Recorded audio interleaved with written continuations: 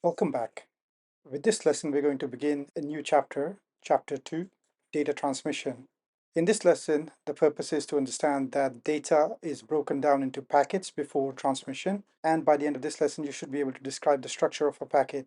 You should also be able to describe the process of packet switching, which is the way packets are sent across a network. Let's start with data transmission though. The internet is now a vital part of our lives. We need to transmit data to connect with each other. Data transmission can be either over a short distance, for example, from a computer to a printer, or perhaps within a computer, or over longer distances, for example, over a telephone network across continents, and so on. Essentially, three factors need to be considered when transmitting data, and each factor has to be agreed by both the sender and receiver for this to work without error. You need to consider the direction of data transmission. Are we going to send data in one direction only, one way, or both ways at the same time, or take turns? How many bits are sent at the same time, and the method of synchronization between the two devices. Once you agree to these three factors, then data transmission is less likely to have errors. Now, we don't send entire files over the internet because there's a number of things that can go wrong. Files can get corrupted if certain bits have errors in them. We divide the file into data packets. So what exactly is a data packet? Well, a data packet is the smallest unit of data that travels along a network path.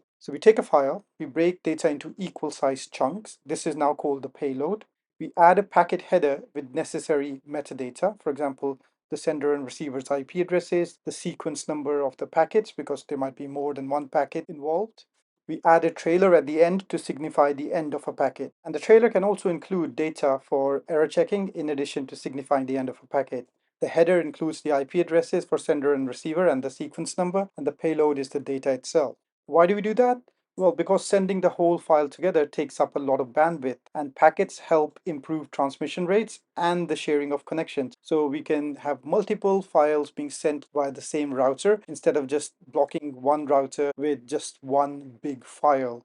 Let's start by looking at the packet header. Now, a packet header can contain a number of different things. You can see all of those on screen in blue, but we're only interested in these three.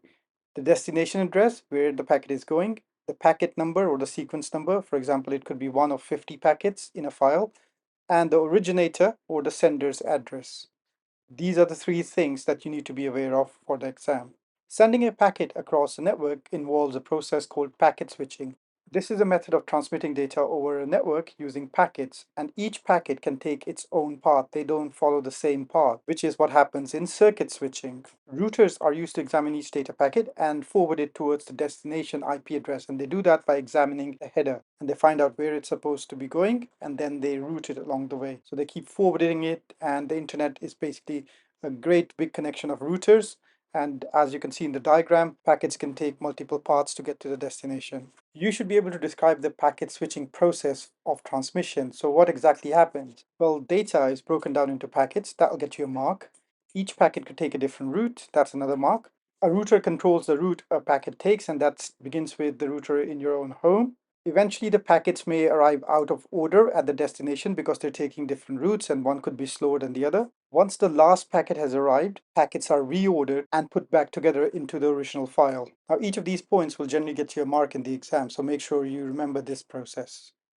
Okay, that's all there is to today's lesson. You should be able to answer the following questions. What three factors are required for data transmission? What three items are part of a data packet? What is the purpose of a trailer? What three items are part of a packet header? And how does the packet switching process work? If you do have any questions about this, please get back to me as usual. Otherwise, I'll see you in the next lesson.